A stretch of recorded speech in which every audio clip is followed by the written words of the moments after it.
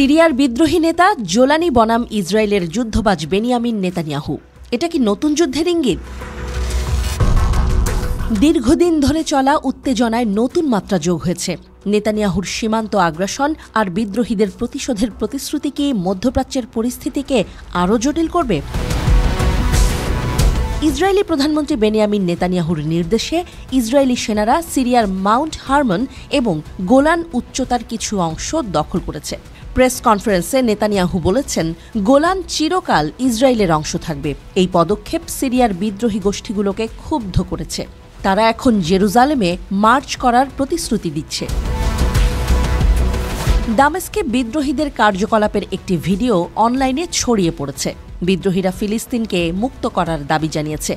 বিদ্রোহী নেতা আবু মোহাম্মদ আল জোলানি এখনও আনুষ্ঠানিকভাবে কিছু বলেননি। তবে হায়াত তাহরির আল শামের যোদ্ধারা ইসরায়েলের এই পদক্ষেপের জন্য ক্ষোভ প্রকাশ করেছে। প্রশ্ন হল, বিদ্রোহী গোষ্ঠীগুলো ইসরায়েলের শক্তিশালী সামরিক বাহিনীর বিরুদ্ধে কতটা কার্যকর ভূমিকা রাখতে পারবে? ইরানের প্রক্সি হামাস আসাদ সরকারের পতনের পর সিরিয়ার বিদ্রোহীদের অভিনন্দন জানিয়েছে।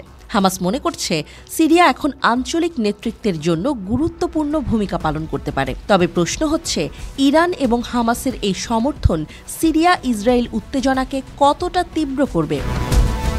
সিরিয়ায় বাশার আল আসাদের পতনের পর থেকে ইসরায়েল সিরিয়ার বিভিন্ন স্থাপনায় ৩ শতাধিক বিমান হামলা চালিয়েছে।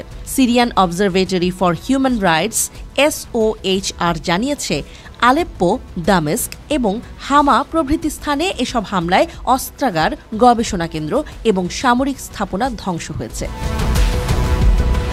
ইসরায়েলি প্রতিরক্ষা বাহিনী IDF জানিয়েছে, তারা সিরিয়ার বাফার জোনে সেনা মোতায়েন করেছে, যদিও দামেস্কের দিকে ট্যাঙ্ক অগ্রসর হওয়ার খবর অস্বীকার করেছে।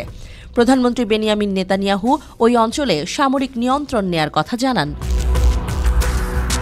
ইসরায়েল সিরিয়ার লাতাকিয়া বন্দরে বড় ধরনের সামরিক অভিযান চালিয়েছে। সমুদ্র থেকে ক্ষেপণাস্ত্র ছুঁড়ে তারা বেশ কয়েকটি জাহাজ ধ্বংস করেছে। এছাড়াও সিরিয়ার গুরুত্বপূর্ণ সামরিক ও নৌ স্থাপনাগুলোকে লক্ষ্য করে হামলা চালানো হয়েছে।